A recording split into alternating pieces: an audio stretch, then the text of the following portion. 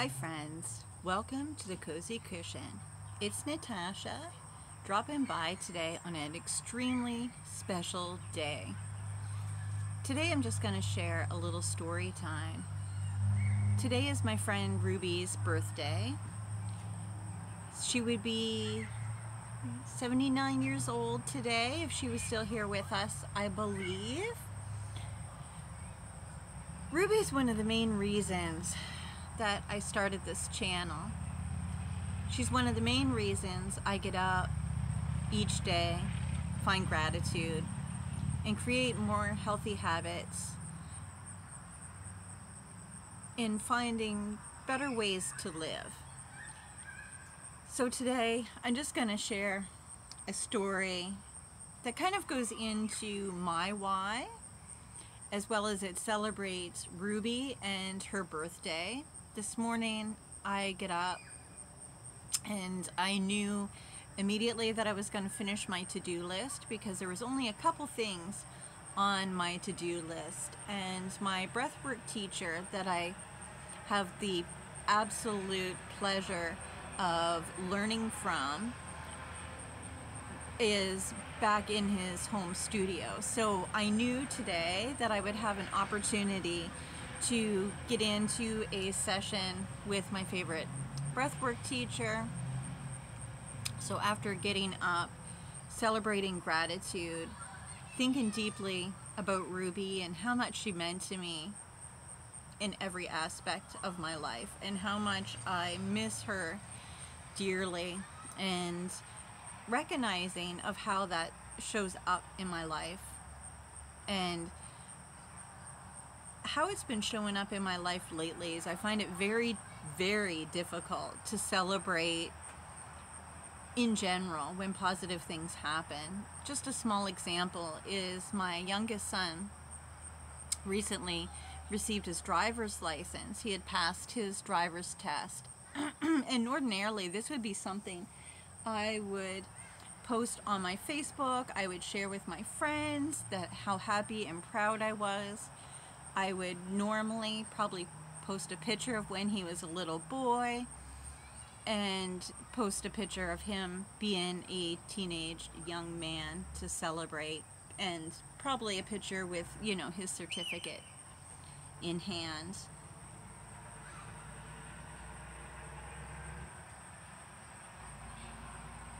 Sorry, I just stopped dead in my tracks, but I see a great big rodent here. I'm inside my chicken coop because I find great peace in here, but there's a big rodent.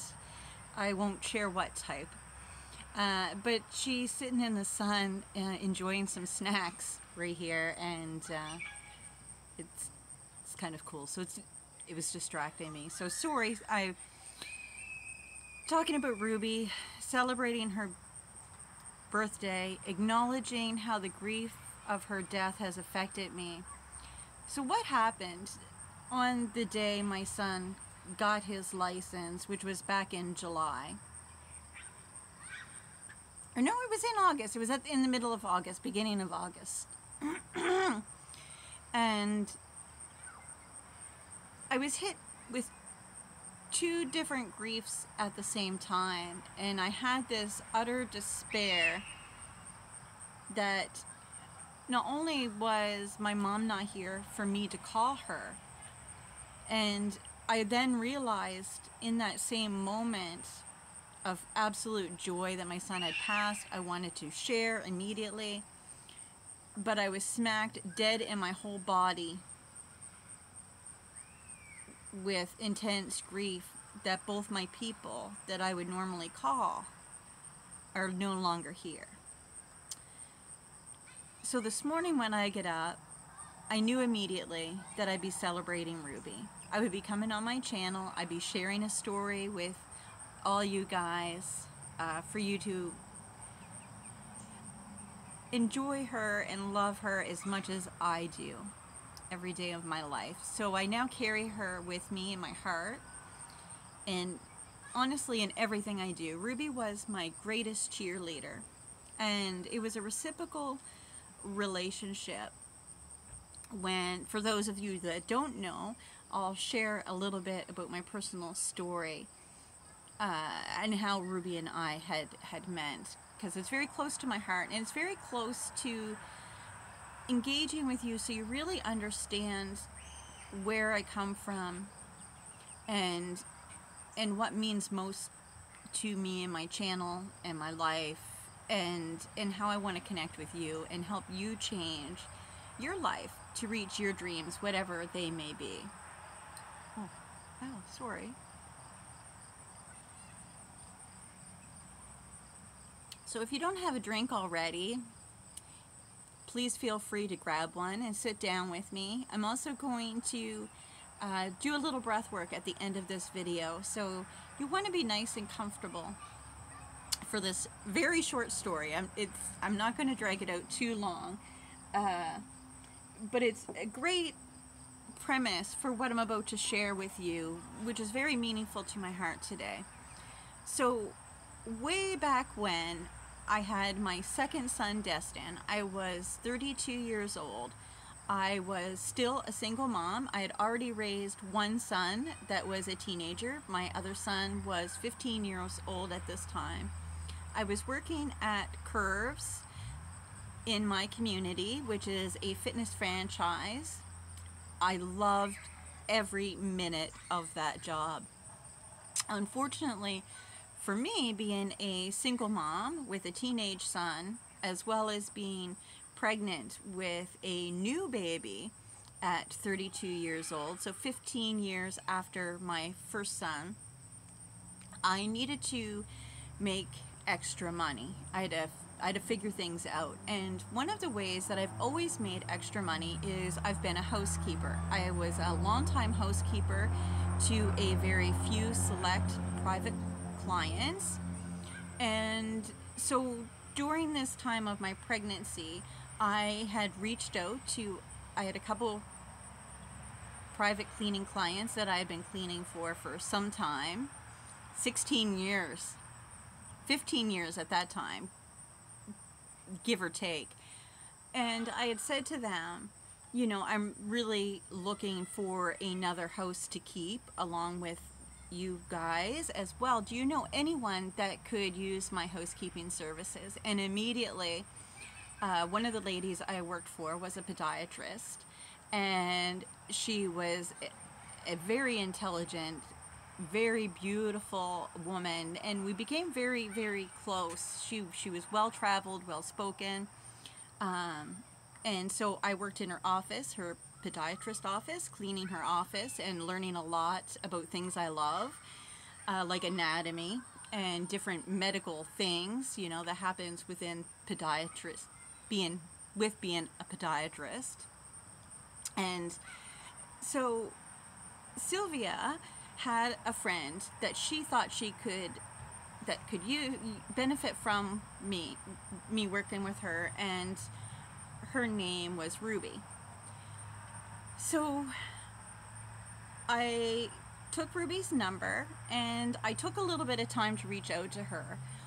What I found about me and my personality, specifically being an intuitive empath, there's a few things about me that are rather difficult in my life. One is attachments. I get very attached to people, places, things, because I see all that there is surrounding them. I see their beauty, and I take my relationships with those people. So whether I'm your housekeeper, your friend, your whatever, your daughter, your sister, I take it very seriously, and I take it to heart. And I know that about myself. And I knew bringing a new baby into my life, I didn't want to overwhelm myself, because I wanted to devote unconditionally 100% of myself, mentally, physically, and spiritually, to this child, because I had learned so much being a young teenage mom. I had my first son when I was 17 years old and was on my own, and learned a lot in those 15 years before I was carrying my second son.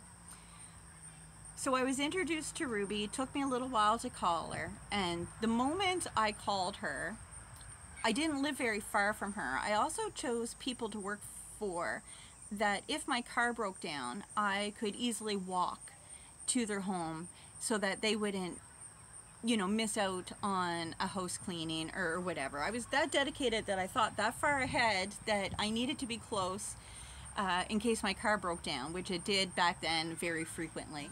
And I was responsible for caring for my vehicle myself, which sometimes went very well, sometimes not so much. So fortunate for me, both Sylvia and Rube lived at the end of my street. So I call Rube and I start telling her a little bit about myself. She had already heard about me from Sylvia, and she said, I don't care what it costs. I don't care when you can come. All I know is I need you forever. And that's literally how she said it. So I went down and I've met Rube for the first time. So let me tell you, Rube Campbell stole my heart immediately. There was a few very unique things about Rube and why she stole my heart. The first thing is Rube suffered at the time, her whole life, with severe rheumatoid arthritis. So when I first met Rube, she was bedridden. She was in an apartment, a one-bedroom apartment that, hi ladies, come on in. One-bedroom apartment that she couldn't get around very well because she was in a wheelchair. So she slept in her living room so that it was convenient. And she had home care staff and other people, nurses, come in each day to take care of her. So I felt immediately this was outside my wheelhouse. This was way more than I could take on, being a single mom already with a teenage son, having a full-time job as a fitness technician at the time at Curves, as well as I was kickboxing full-time, so I was in the best shape of my life. And I was getting fitness certifications because I knew I wanted to dedicate my life to health and wellness. So, I had gotten my kickboxing certification, my boot camp certification, so on and so forth. I was working at Curves and doing that, as well as looking for these new jobs. So I met Rube. She was bedridden. And she just said, I just need you a couple hours a day and to just come in and do a clean. And what the people that already come each day, they just can't handle it. They're overwhelmed. So I just need you, once a week, and for you to come in and just do a few things. So reluctantly, I took the job, knowing that it wasn't just going to be 1 or 2 hours a week. I could intuitively knew that this was going to be much bigger than I could ever wrap my mind around at the time. Sorry, I'm getting emotional, but this is a very, very beautiful story that's so close to my heart that I really want to share with the world. So I met Rube. She's bedridden. She has all these staff people coming and going. So I'm cleaning a small apartment 9 times out of 10 with somebody who is disabled, suffers from rheumatoid arthritis, in a wheelchair. So that's a lot of space maneuvering around a small apartment, as well as home care. So they're there to cook and clean for Rube at that time, as well as usually a nurse. Rube had very high care at the time and needed a nurse there, I believe back then, 2 times a day at least, in the morning to do her breakfast and at supper time as well. So we decided every Tuesday, I named Rube Tuesday. I would show up at her house and do the best I could to help her out. Very quickly, me and Rube became more than best friends. We became more than a person that needed help with cleaning. So I very quickly realized I was so much more than Ruby's housekeeper. So as we progressed through our relationship, I was supposed to show up at her house on Tuesdays for 3 hours to do a cleaning of her bathroom. And I kind of had a deal with my housework. I always wanted to work with single women that just didn't have time to do the things to always live in a clean and organized environment. So I didn't make your bed, I didn't wash your laundry, I didn't do your dishes or anything. But what I did do, I would go into your home and make everything shiny and new and organized, make sure everything was in its right places, and so on and so forth. So that's what I was doing for Ruby. When I was there was always somebody to talk to. Ruby is a talker like me. And so each Tuesday, I would show up for my 3 hours, and it would turn into 5 hours, sometimes 6 hours, very easily. So I started dedicating my Tuesdays specifically to Ruby. Not only did I enjoy the company of Ruby and the time with her, she really needed me for a variety of reasons, and there was a lot of reasons that I know now of why I needed her as well.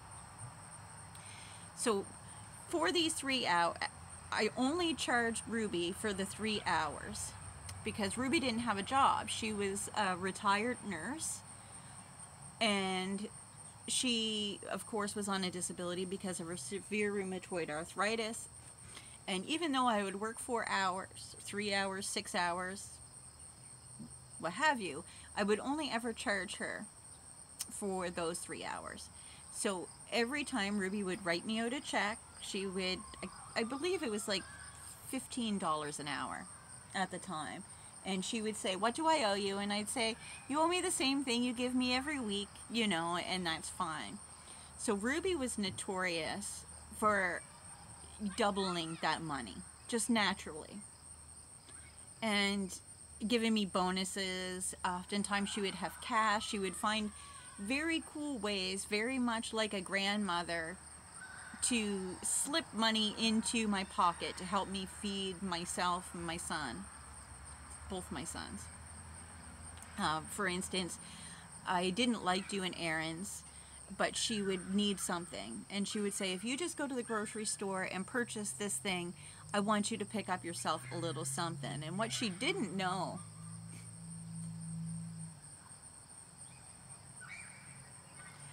at some of these times when she would say you can pick up a little something, I didn't have bread in the house, so I would just pick up bread. But that would give me what I needed to get through to the next day and the next week. And it meant more to me than I could ever talk about in this video. And it's getting a little long, so I'm going to shorten it up here. So fast forward to mine and Ruby's relationship. I've worked with Ruby for about 2 months. 2 months, at this point. And one thing that I realized, and I heard very often coming in, is when I walked in, staff would tell me how much of a miracle I was, how amazing Ruby's life has improved, her functionality has improved, her independency had improved. And every time I showed up at Ruby's house, she was so excited to see me. She would get up every morning, she would do her hair and makeup. Now keep in mind, this is somebody that has hands that are seized up close to her chest. She would get up every single morning, get ready for me to clean her house. She would do her hair and makeup, and she would greet me with the most grateful enthusiasm I've ever experienced in my life. She absolutely adored me. So what I noticed was Ruby was less and less in her bed. After weeks of spending time with her. And I thought that was quite extraordinary and exciting. I was gonna approach learning to be, I was getting my certification around the same time I was having this baby as well, to become a certified personal trainer. That was my next goal. And Ruby loved that idea for me. So I would create little programs for Ruby and do research on her disease and her abilities that she had. And I started building these little programs for her. Within 3 months, Ruby Campbell, my best friend in the entire world that was bedridden for years prior to me coming into her life, started walking again.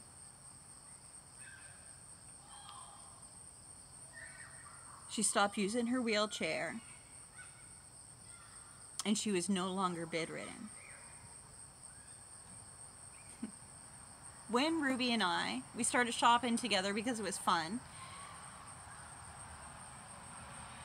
When we were shopping together, and people that knew her for years, her nursing staff, her head people in her at the hospital, their eyes would bug out of their heads. They would gasp, "Oh my goodness, Ruby, it's so glad to see you. I'm so glad to see you out." And she would say the same thing every time.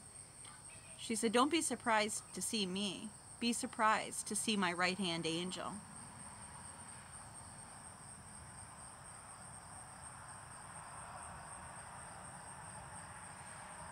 So the quote that I brought today to share, because I learned this yesterday in my coaching program, I did a little coaching thing that somebody in my coaching program had offered for free.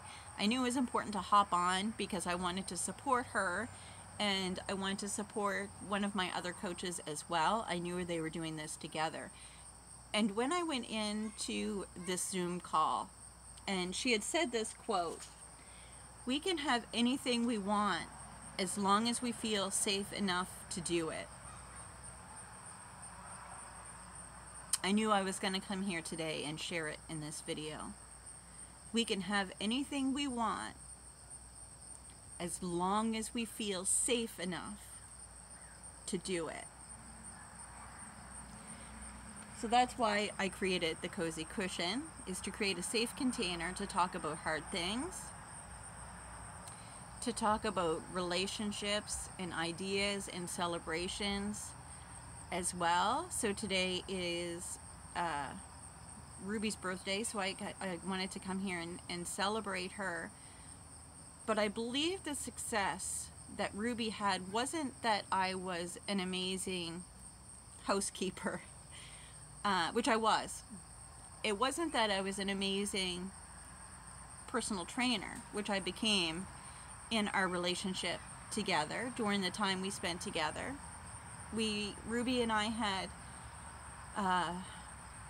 14 years of friendship, I believe, or more.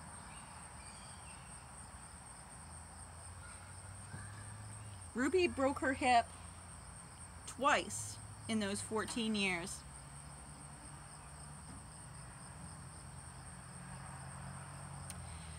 She didn't go back to bed. She wasn't bedridden, and she didn't go back to a wheelchair. And she told me every single day of my life that it was because of me.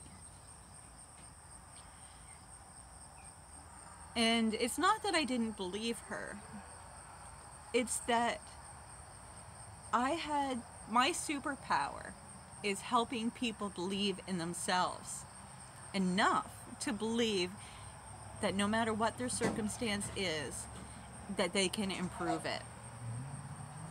Ruby is my living and non-living example of what a human can do if they're loved unconditionally. So let me expand on that a little bit.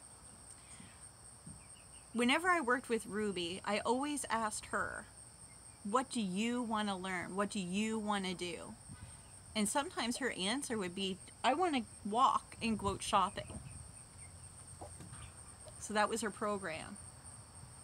I would teach her what she wanted to learn.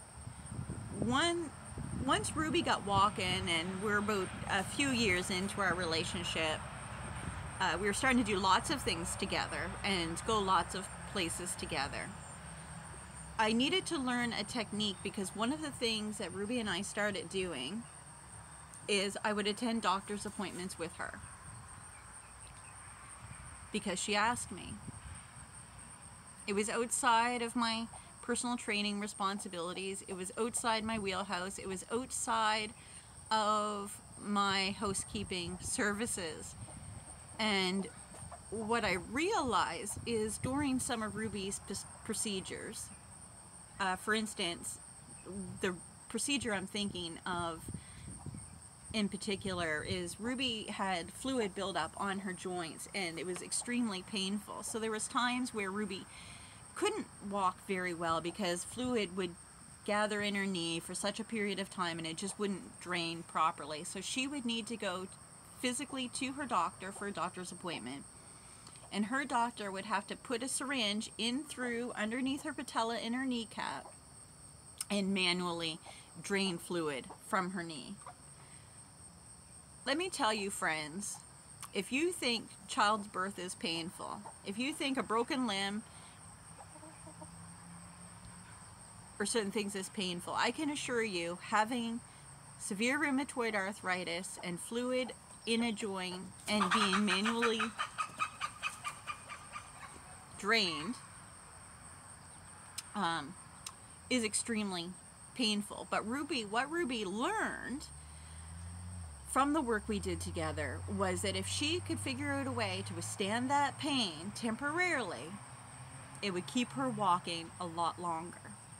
So I became her partner in that procedure. So this is where I learned breath work for the first time.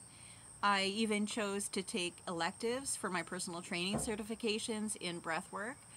And this morning when Dan did his breath work this morning, it's only on Instagram, he does it for free.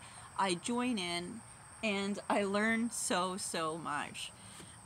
I realized how proud Ruby would have been of me, of this channel, of the people that follow me and my journey and her journey. And Ruby is the biggest catalyst for me creating the Cozy Cushion physical space, because not only does it give us a space to be, it gives us a space where we can be unlimited, that we're not being seen as unlimited beings.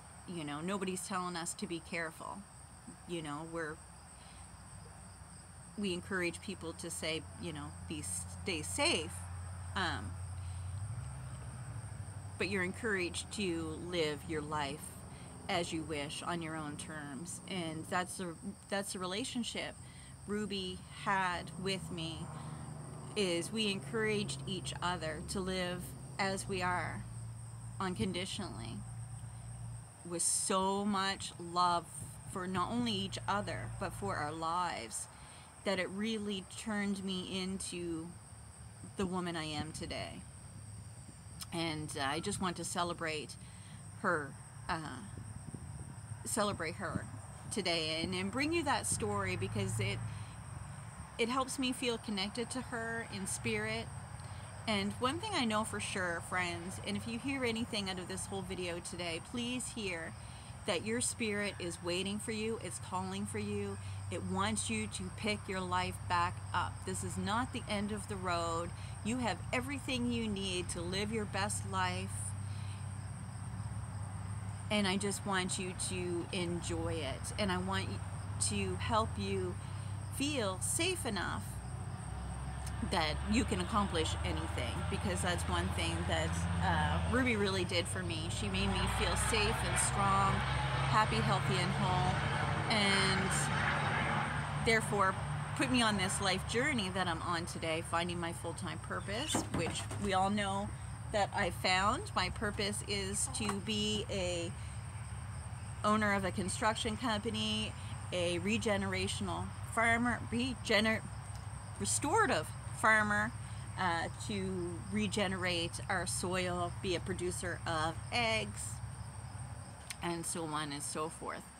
But also breath work is very, very important to me. So I promised Dan this morning, after I left breath work, that I would share this technique, because it's a technique that I used with Rube when she was in immense pain and getting her knee drained. And it also helps me with my sleep patterns as well. So if you are a person who does not sleep, take a moment and learn these techniques. If you're a person with high anxiety, or you find yourself in some depression, this technique is also for you. This technique is actually for anybody. So I'm not going to do a whole breathwork session. I'm going to very simply guide you through 10 full breaths. We're going to do a brief hold at the end of 10 with empty lungs. We're going to reverse that. We're going to bring air back into our body with full lungs. We're going to do another hold. We're going to exhale and then we're going to just feel for a moment, because friends, healing is feeling. So we all need to feel at some point in your life. During my recovery journey, I've really realized that it's an asset to feel my thoughts, feelings, and emotions, and cultivate coping mechanisms to deal with myself as well. So these techniques have really, really helped me in my recovery, become more solid in my recovery, be less tempted to fall off the sobriety wagon, which is so easy for some of us, especially if some of us have some very self-destructive tendencies. This breath work is of benefit, going to be of benefit to you as well. So I would just like you to stop what you're doing for a moment, maybe grab a drink of water, because for some people this can make you very dry. It does make me dry now and again. So just grab a glass of water, maybe have a little drink. I don't want you to be doing anything at all while you're doing this breath work. I just want you to sit down or lie down. Allow my voice to guide you through this breath work. So you're going to spend less than 3 minutes with me in a guided breath work that's just going to teach you to fill your body with air and circulate it and smooth it out in 10 simple breaths. So we're going to do this with mouth wide open. So we are breathing in through our mouth, and we're also breathing out through our mouth. We don't want to, even though I want you to be guided and follow along, please find your own rhythm, your own breath, okay? Because this is all about you learning, not about me teaching. This is about you becoming a leader in your own life. So we're just going to take this moment. We're going to sit nice and tall. Arms are back. Tummy is just relaxed. Legs are relaxed. Shoulders are down and back. Chin is up. We're going to do 10 breaths. In through the mouth, out through the mouth. When we breathe in, we're going to breathe into our belly, and we're just going to release. We're going to, make this as smooth as possible. You will feel hot. You may feel faint. And just continue on, but like I said, no forcing your breath. Just enjoy the process and just be guided for a moment here. So on the in breath in, we're going to breathe in through our mouth. Nice breath in. And then exhale out. Just like we're fogging a mirror. So when we breathe in through the mouth, down deep into the belly. So we are going to bloat the belly out. Ribs do expand. Exhale out. Inhale through the mouth. Fill that belly. Exhale out. Nice breath in. Exhale out. One more here. And out. You really want to smooth it out, so just join me for 5 more breaths. At the end of this 5, we're going to hold. So nice breath in through the mouth. Exhale. Inhale deep into the belly. Exhale, gently fog the mirror. Stay with me. Inhale in. Nice breath in through the belly. Exhale. 2 more breaths in. Exhale. Gently in. Exhale. Last breath in. We're going to breathe in as deep as we can and hold. Inhale. Actually, we're going to do the opposite. Sorry, friends. Breathe in and exhale. Lungs empty. And hold. Lungs empty. Keep those lungs empty and hold here. No breath in the lungs.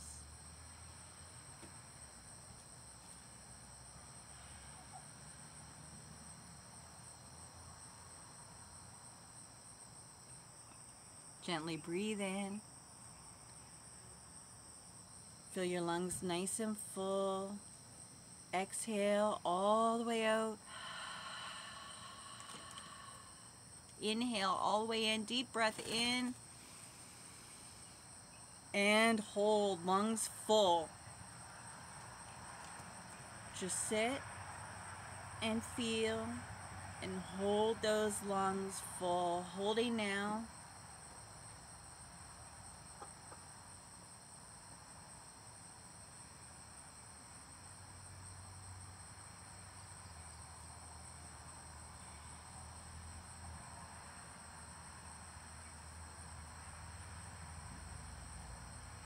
Exhale. Breathe normally again. Always circulate that breath, whether you're breathing in through the nose. When you breathe in through the nose, breathe deep back into your mind to bring oxygen to your brain. Breathe deeply down into the abdomen, filling, expanding that abdomen with air. And exhale, push all the air out and smooth it out. Doing this over and over again. Very smooth and not forcing it. When Ruby and I learned this technique together, she would get her drained, knees drained. Her doctor couldn't believe she could withstand the pain. Most patients he had worked with over the years would be put to sleep for this procedure. They would have a day surgery. They would have local anesthetic. Ruby did this with me at her side, with her doctor, comfortable and safe and breathing. Ruby also learned and used this technique. She had restless legs and a lot of pain throughout the night. She would also get up through the night quite a bit because her bladder didn't allow her to sleep. She could use this technique combined with another technique I'll teach in a video, upcoming video for sleep. And she could literally get up, walk to her washroom, which she couldn't do for so many years, and come back and fall back asleep, rested and peaceful. She thought this was a big deal, and it was, honestly, friends, a very, very big deal. So now that I've fulfilled my promise to myself of doing more videos, more clear content, more genuine heart and authenticity, and getting to know you, letting you get to know me, I'm going to let you go today. So thank you for joining me, friends. You mean the world to me. If this video resonated, please leave comments below. Please communicate me with your stories about your loved ones, what you celebrate, and things you've learned along your journey. I believe we're all just here to walk each other home. I hope you enjoy the rest of your day with the things that you love. You are loved by me. Take care, and I'll see you in the next video, friends.